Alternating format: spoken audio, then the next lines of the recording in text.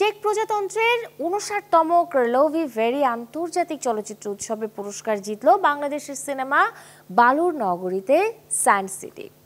গত ৪ জুলাই থেকে শুরু হওয়া ৫৯তম কার্লোভি ভেরি আন্তর্জাতিক চলচ্চিত্র উৎসবের পর্দা নেমেছে ১২ জুলাই। বরাবরের মতোই এবারের উৎসবেও ছিল বিশ্বজুড়ে নানা আলোচিত সিনেমা ও খ্যাতনামা চলচ্চিত্র ব্যক্তিত্বদের উপস্থিতি। আন্তর্জাতিক মর্যাদা সম্পন্ন এই উৎসব থেকে এবার দেশের জন্য গর্বের খবর নিয়ে এলেন তরুণ নির্মাতা মাহদী হাসান।